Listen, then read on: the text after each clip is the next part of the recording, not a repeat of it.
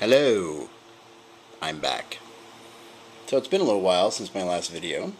I've been busy doing other things like starting a new game store, which is open as of today. Very cool. Greenfield Games in Hadley, Massachusetts at the Hampshire Mall. If you happen to be in the area, definitely stop by. But that's not what this video is about. This video is about my latest painting project. And as you can see here, I'm actually on the way of getting things started. I normally do my first video before I'm started, but my schedule has changed quite a bit, and I just don't feel like I necessarily have the time to do this in the way that I used to do it. So I'm going to do these videos periodically through the process. And rather than do it by day as I've done in the past, I'll just do, part 1, part 2. This is obviously part 1. So what are you looking at? This is Sanguinary Guard. But as you might have noticed, they're not really gold.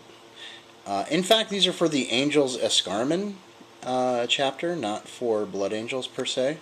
And the Angels Escarmine do these guys, or do really all of their armors in what they call alabaster white. Now, this is going to be my own take on alabaster white, and as soon as I was told that's what I was doing, it brought me back to being a kid. Back in 1976, I saw the Tutankhamun exhibit in Los Angeles, and I was really taken by the alabaster relics that were on display there, and I've remembered them ever since. So as soon as I heard alabaster white, I thought, okay, cool, I'm going to do alabaster. And so what I'm doing, this is essentially my starting point, and this started with primer white, P3 primer white, just like those guys are, and then I airbrushed Griffin sepia over the top of them to essentially age the white back to kind of a golden tan.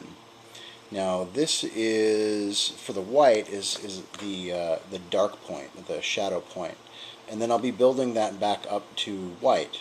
Now it's probably a lot more work than if I just started with a primer white and added a shadow line in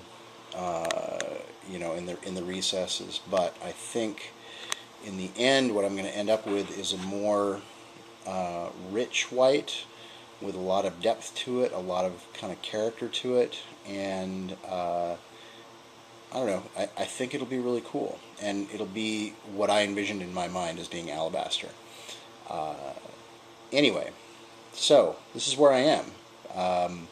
Just getting started, and so the next step, or what I've been doing right now, is essentially just adding in the blacks to the areas that need black, and a dark base using Devlin mud on the areas that will eventually be gold.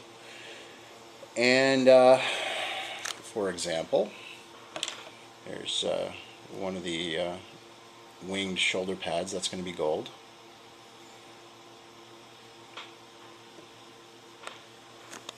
And that's it. Now I got to get all this work in a little at a time, not in the big sort of 8-hour long painting sessions that I used to do, because the new store is taking up a lot of my time. But this will get done. It'll all get done, and I'm really excited about it. I think it's going to be awesome. So that pretty much covers part 1 for today. And keep an eye out for part 2. I will talk to you later.